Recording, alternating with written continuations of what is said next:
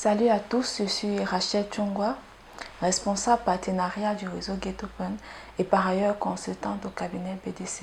Nous allons parler aujourd'hui dans cette vidéo de comment en fait fonctionnent les mécanismes de financement. Puisqu'en fait au sorti d'un sondage que nous avons fait, nous nous sommes rendus compte que beaucoup de personnes ne savaient pas ou avaient cette préoccupation-là, comment ça se passe avec les financements, d'où proviennent ces financements, beaucoup avec énormément de questions. Donc c'est pourquoi cette vidéo-ci a été conçue et est mise à disposition aujourd'hui. Donc si vous n'êtes pas encore abonné à notre chaîne, je vous convie à le faire en cliquant sur le bouton s'abonner pour ne rien manquer de nos prochaines vidéos. Maintenant, d'où provient l'argent en fait des bailleurs de fonds? Vous savez, au quotidien sur le réseau Get Open, nous publions énormément d'opportunités de financement, que ce soit des appels à projets, à renforcement des capacités, des appels à subventions. Énormément d'opportunités sont publiées au quotidien sur le réseau Get Open. Maintenant, on se demande comment est-ce que ça se passe. Nous allons commencer aujourd'hui par vous parler d'abord de l'État. S'il faut vous expliquer en fait comment ça se passe, nous allons commencer par l'État. Vous savez, l'État en fait c'est le garant même du développement. L'État c'est l'organe régulateur du développement. C'est lui qui donne la vision, c'est l'État qui donne l'orientation. C'est l'État en fait qui se porte garant en fait de chaque État, de chaque gouvernement, de chaque pays. C'est en fait comme ça que ça se passe. On ne peut pas parler de financement sans faire les choses de manière légale. Donc c'est d'abord l'État, au travers même des ministères, au travers de l'orientation qui est donnée. C'est un peu comme ça que ça se passe. Donc l'État même aussi finance même le projet au travers des différents ministères et délégations. Nous allons encore parler de l'État dans un autre aspect qui est crucial. C'est l'aspect en fait coopération bilatérale et coopération multilatérale. Il est question en fait de quoi? Les coopérations bilatérales, c'est simplement la collaboration d'un État à un autre. Et si on dit multinational, c'est un État avec d'autres. Vous voyez un peu, donc du coup, encore là, c'est encore l'État. Pour prendre par exemple un exemple, prenons peut-être l'exemple du Cameroun. S'il faut peut-être parler de coopération bilatérale, c'est par exemple le Cameroun qui va signer un accord ou un traité de coopération bilatérale avec la France, par exemple, qui est un État ami. Ça, c'est un exemple de coopération bilatérale. Et c'est pareil avec les autres pays africains. Donc, c'est dans ce sens-là que en fait, tous les pays africains ont signé des accords bilatéraux, des accords multilatéraux avec les pays dits développés. Et vous savez, ces accords-là, vous savez, dans le principe même de la collaboration sur le plan international, c'est qu'entre États, on n'a pas d'amis. C'est plus les intérêts. Donc, chaque accord qui est signé, il y a des intérêts. Autant du côté des pays dits défavorisés que des pays développés. Donc ça, c'est clair. Donc ça veut dire que dans chaque accord qui est signé, il y a des avantages.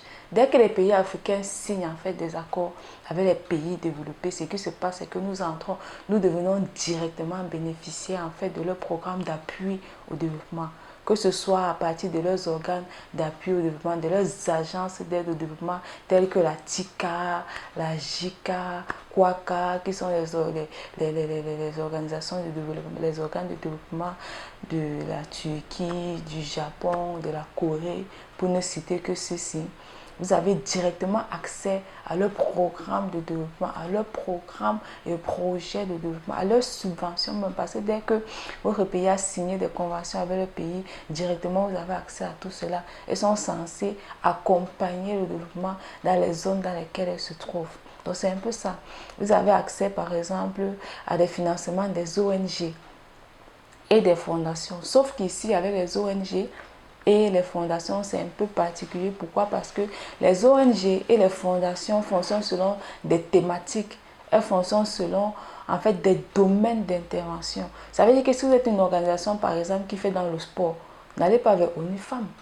Ça ne sera pas évident pour vous d'obtenir un financement parce qu'elle traite des questions du genre, les questions d'autonomisation des femmes. Si vous êtes une organisation, par exemple, qui fait dans le domaine de l'agriculture, n'allez pas vers l'UNICEF, par exemple. Vous voyez un peu ce que je suis en train de vous dire. Donc, vous devez absolument à chaque fois, quand vous voulez par exemple vous intéresser à ce genre de financement, vous demandez si, avec les ONG et les fondations, le domaine d'intervention dans lequel vous intervenez correspond avec les domaines d'intervention de ces organisations-là. Donc, c'est très important. Donc, à côté de ces ONG, de ces fondations, il y a aussi les ambassades. Dès qu'une ambassade étrangère est installée dans une nation, ça montre en fait la volonté des deux pays, en fait, des deux États de collaborer. Et parce que cette ambassade étrangère est installée dans un pays, elle est censée contribuer au développement local, au développement de ce pays-là. Donc directement là, il y a un fonds, il y a un budget qui est alloué à ça.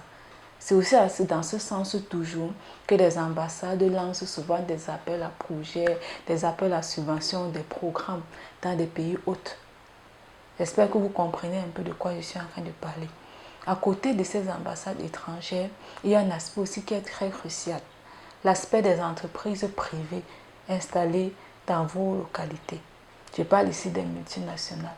Les multinationales sont en fait ces entreprises-là qui brassent des sommes faramineuses, je vous assure, qui se font des chiffres d'affaires incroyables dans vos pays.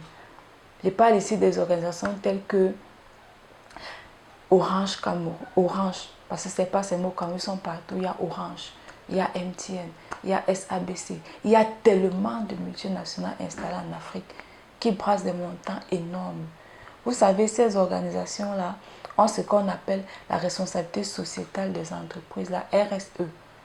C'est quoi en fait ces RSE? C'est simplement quelque chose, simplement cette obligation que ces multinationales-là ont de pouvoir contribuer, de pouvoir participer au développement des zones dans lesquelles elles sont implantées. Je prends un exemple. Si par exemple Orange par exemple est installé dans votre village il n'y a pas de route. Dans ce village-là, dans la zone-là, il n'y a pas d'école. Dans ce village-là, il n'y a pas de forage, il n'y a pas d'éclairage.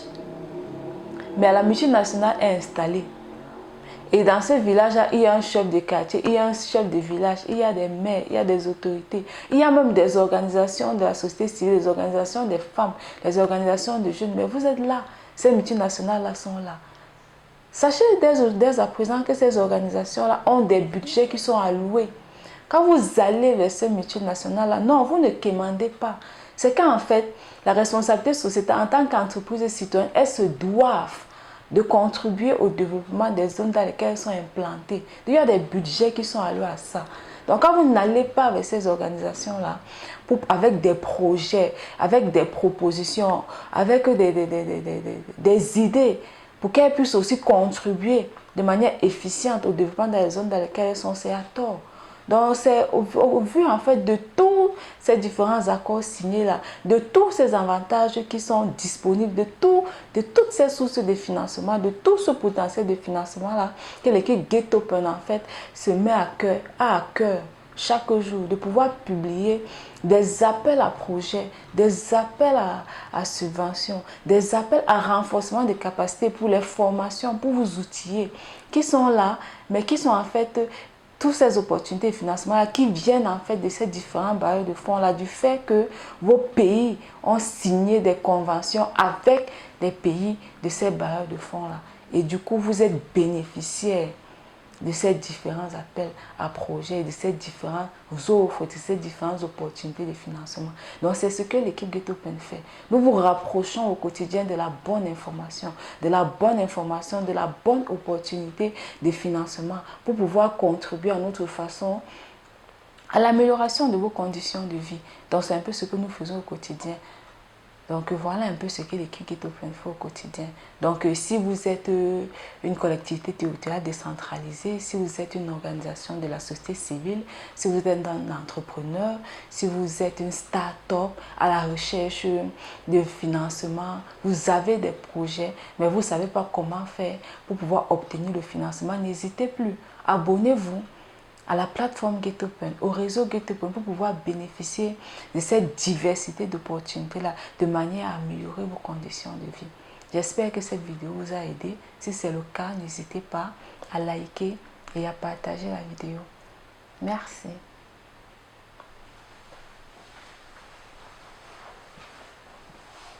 J'ai dit que c'était bon.